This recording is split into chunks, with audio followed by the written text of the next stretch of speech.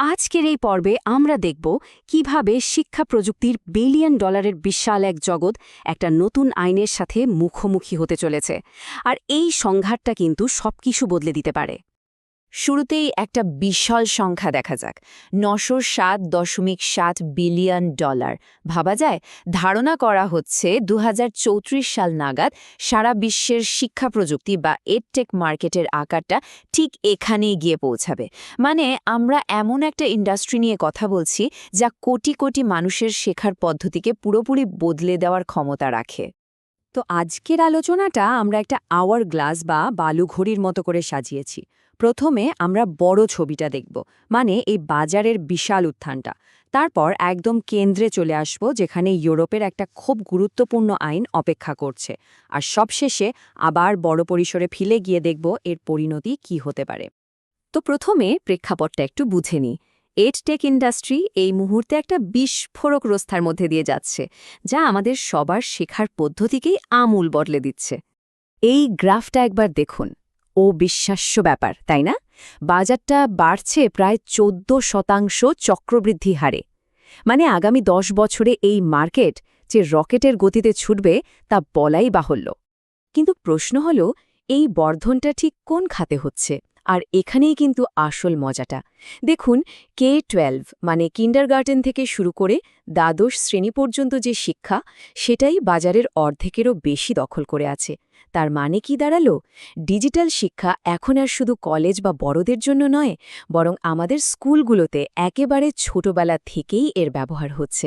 তো একদিকে যেমন এই বিশাল প্রবৃদ্ধির একটা মঞ্চ তৈরি হচ্ছে, অন্যদিকে কিন্তু এই দ্রুত অগ্রগতির সাথে সাথে নিয়ন্ত্রণের প্রশ্নটাও বড় হয়ে উঠছে। আর ঠিক তখনই আটলান্টিকের ওপারে এমন একটা আইন তৈরি হচ্ছে, যা হয়তো এই পুরো খেলার নিয়মই পাল্টে দিতে পারে। আর সেই আইনটি হল ইউরোপীয় ইউনিয়নের এআই অ্যাক্ট। এটা কিন্তু কোনো সাধারণ আইন নয়, বলতে পারেন একটা যুগান্তকারী পদক্ষেপ। সারা বিশ্বে এটাই প্রথম এত বড় আইনি কাঠামো, যা কৃত্রিম বুদ্ধিমত্তার ব্যবহারকে একটা নিয়মের মধ্যে আনার জন্য তৈরি করা হয়েছে। আইনটা কাজ করে একটা ঝুঁকিভিত্তিক পদ্ধতিতে, মানে এআই সিস্টেমগুলোকে ঝুঁকির মাত্রার উপর ভিত্তি করে ৪টা আলাদা ভাগে ভাগ করা হয়েছে। একদম প্রথমে আছে অগ্রহণযোগ্য ঝুঁকি, যেগুলো মানুষের অধিকারের জন্য হুমকি, তাই সরাসরি নিষিদ্ধ। এরপর আসছে উচ্চ ঝুঁকি, যেগুলোর জন্য থাকছে খুবই কড়া নিয়মকানুন। তারপর স্বচ্ছতার ঝুঁকি, যেমন ধরুন চ্যাটবট, যাদেরকে পরিষ্কারভাবে জানাতে হবে যে তারা এআই। আর সবশেষে হলো ন্যূনতম ঝুঁকি, যেখানে বেশিরভাগ এআই সিস্টেম পড়ছে আর তাদের জন্য নতুন কোনো নিয়ম। তো এবার আমরা আমাদের আলোচনা সেই বালুঘড়ির সবচেয়ে সরু অংশে চলে এসেছি। আর এখানেই কিন্তু দুটো জগৎ, মানে একদিকে এডটেকের এই অবিশ্বাস্য উত্থান, আর অন্যদিকে ইউরোপের এই নতুন আইন একে অপরের মুখোমুখি হচ্ছে। এখন পুরো এডটেক ইন্ডাস্ট্রির সামনে একটাই বড় প্রশ্ন, শেখার জন্য যে এআই ব্যবহার করা হয়, এই নতুন আইন তাকে কোন চোখে দেখছে, তাকে কোন ক্যাটাগরিতে ফেলছে? আর উত্তরটা সত্যি বলতে রীতিমতো গেম চেঞ্জিং। বহু শিক্ষা প্রতিষ্ঠান আর তারা যে সমস্ত টুলস ব্যবহার করে, সেগুলোকে সোজাসুজি উচ্চ ঝুঁকিপূর্ণ বা হাই রিস্ক ক্যাটাগরিতে ফেলে দেওয়া হয়েছে। এখন প্রশ্ন হল, উচ্চ ঝুঁকিপূর্ণ বলতে ঠিক কী বোঝানো হচ্ছে? সোজা কথায়, এমন যে কোনো এআই যা একজন শিক্ষার্থীর শিক্ষাজীবন বা ভবিষ্যৎ কেরিয়ারের মোড় ঘুরিয়ে দিতে পারে। একবার ভাবুন তো সেই সফটওয়্যারগুলোর কথা, যা পরীক্ষার খাতা দেখে বা কোন ছাত্র কোন কোর্সের জন্য ভালো হবে তা ঠিক করে দেয়, এমনকি ইউনিভার্সিটিতে ভর্তির আবেদন পর্যন্ত বাছাই করে। এই সবই এর আওতায় পড়ছে। উচ্চ ঝুঁকিপূর্ণ এই কথাটা কিন্তু শুধু একটা তকমা নয়, এর সাথে জুড়ে আছে এক গাদা কঠিন নিয়মকানুনের লম্বা তালিকা।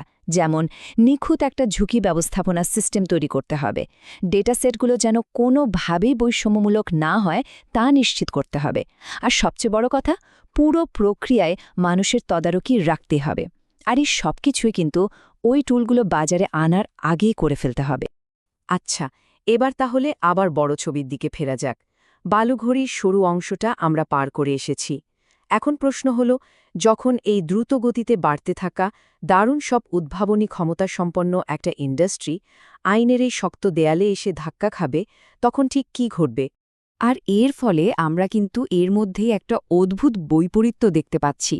একদিকে দেখুন শিক্ষাক্ষেত্রে এআই নিয়ে কি পরিমাণ মাতামাতি, প্রায় ৮৬% শিক্ষা প্রতিষ্ঠান জেনারেটিভ এআই ব্যবহার করা শুরু করে দিয়েছে। অথচ অন্যদিকে নতুন এডটেক স্টার্টআপগুলোতে বিনিয়োগের পরিমাণ কিন্তু একেবারে কমে গেছে। মহামারীর সময় যে বিনিয়োগের জোয়ার এসেছিল, এখন তার ছিটে ফোঁটাও নেই। তো বিশেষজ্ঞরা কি বলছেন? তারা মূলত ৩টে বড় ঝুঁকির কথা বলছেন। প্রথমত, উদ্ভাবনের গতি কমে যেতে পারে, কারণ ছোট কোম্পানিগুলোর পক্ষে এত নিয়ম মেনে বিশ্ববাজারে টিকে থাকাটা কঠিন হয়ে পড়বে।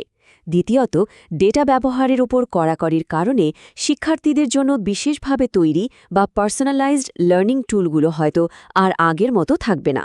আর তৃতীয় এবং সবচেয়ে গুরুত্বপূর্ণ হল, বিনিয়োগকারীরা এই সব জটিলতার কারণে অনেক বেশি সতর্ক হয়ে যাবে, নতুন করে টাকা ঢালতে ভয় পাবে। তাহলে এখন সবচেয়ে বড় প্রশ্ন হল, এরপর কি হতে চলেছে? আর এই পরিবর্তনগুলো আসতে ঠিক কতটা সময় লাগবে? এই টাইমলাইনটা বোঝা কিন্তু খুবই জরুরি।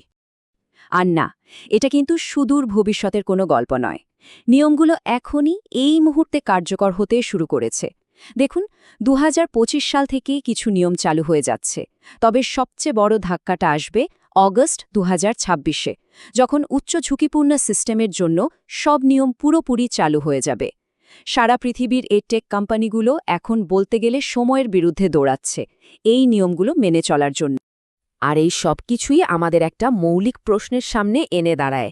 ইউরোপ একদিকে যেমন একটা নির্ভরযোগ্য ও নিরাপদ এআই ইকোসিস্টেম তৈরি করতে চাইছে, তেমনি অন্যদিকে আছে বিশ্ববাজারে প্রতিযোগিতায় টিকে থাকার লড়াই।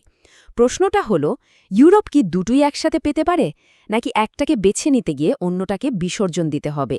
এই প্রশ্নের উত্তরের উপরে কিন্তু নির্ভর করছে আমাদের সবার জন্য শিক্ষার ভবিষ্যৎ।